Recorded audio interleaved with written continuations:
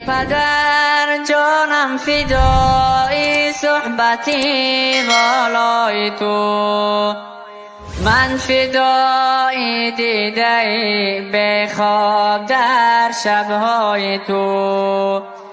صبح صادق گردنی شیطان شکستنهای تو، دل فدای هر دو دست صبح و دم بالای تو.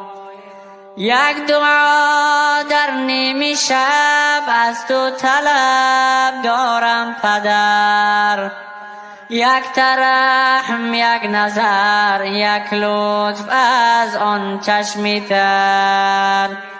یک دعا در نیمه شب از تو طلب دارم پدر، یک ترحم، یک نظر، یک لطف از آن چشمی تر.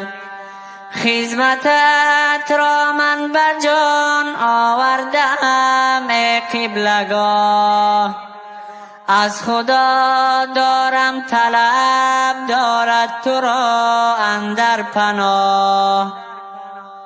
یک دعا در نیمه شب از تو طلب دارم پدر، یک ترحم، یک نظر، یک لطف از آن چشمی تر. روز و شب دارم دعایت را به درگاه خدا، چشمی بد بین کور باداگر کند بر تو نگاه.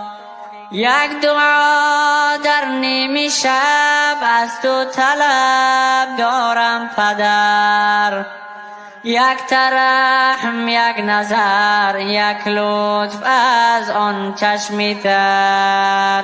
در غم و اندوه فرزندان شب و روز و سحر، چون کمون گشته قدی زیبای دل جوید پدر. یک دعا در نیمه شب از تو طلب دارم پدر، یک ترحم، یک نظر، یک لطف از آن چشمی تر. آنچه از تقصیر ما بگذشت یا والا گوهر، عذر میخواهم قبول فرمای عذر این پسر.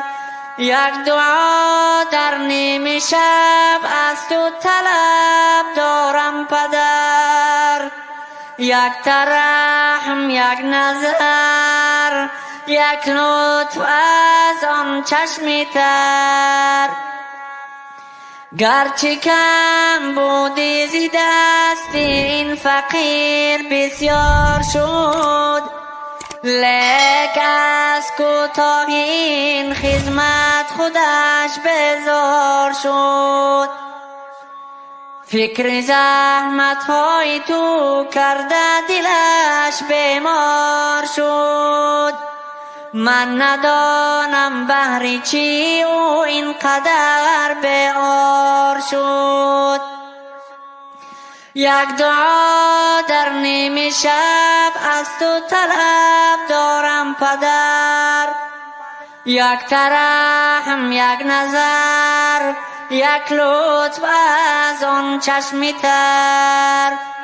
یک ترحم، یک نظر، یک لطف از آن چشمی تر.